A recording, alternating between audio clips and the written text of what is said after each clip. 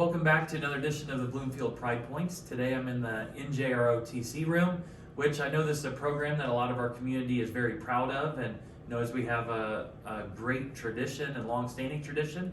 But I wanted to take this opportunity to introduce Major Schnarr, who is new to us this year, our company commander, which is Alydia Weddle, who has taken over this year, and of course I hope a lot of people also know Chief Hultberg from his tenure here.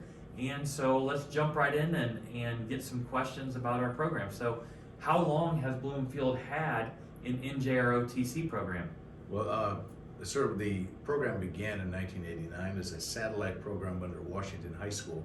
And then after about 5 years, there was additional interest and opportunity, and they started the program as a standalone actual regulation unit in 1994. So we've been going, this is our 30th year now as a functional NJROTC unit. Great. That is awesome, and just a lot of lives that have been impacted over those years. And so how do students enroll in the program, and what is their commitment once they enroll?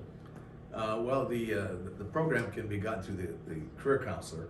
There's no commitment in terms of time. You do get dual credit for the first 2 years. You get not only health credit, the elective credit that the NJ program does, but also the PT credit.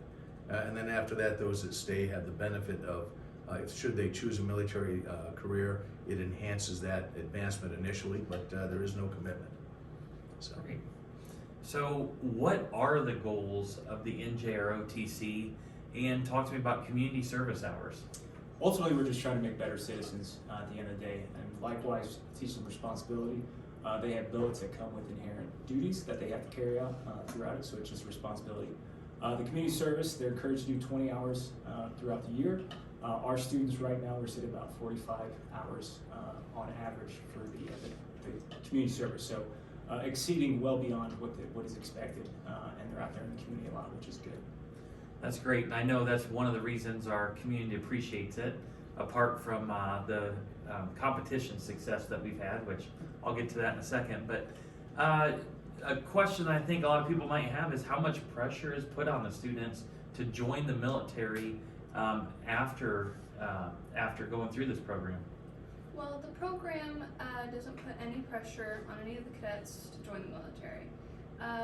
If they do decide to join, we of course help them. We have several cadets in the past that have joined the military, but we do not encourage.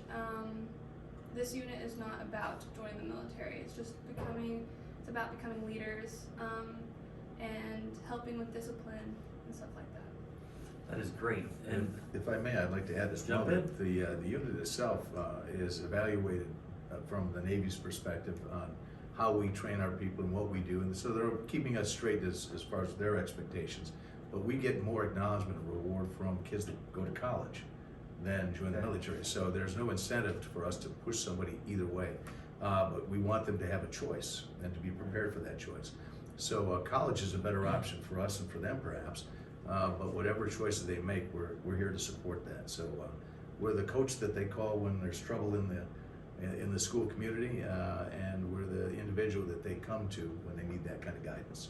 I think that's great insight for our whole community to know and understand. So thank you for that. Now to the exciting part, my last question.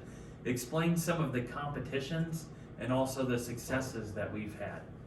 Well, I'd say our most important competitions would be drill. That's one thing that's a requirement for an ROTC.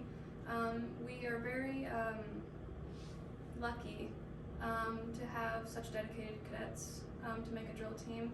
Last year we did win our Area 3 at Pike High School, and we're going on that again. We just had a drill coach come in this last weekend to help us teach. We have strong bases for our exhibitions, which we've never had this early in the year, that I've been here anyway.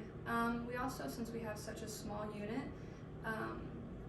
all of our cadets participate in all of the competitions. So we have air rifle, orienteering, drill, color guard, all that. And since we only have like 40 or 24 cadets in the unit, all of the cadets participate in all the competitions. So that's also a good thing, that we have cadets dedicated enough to do that.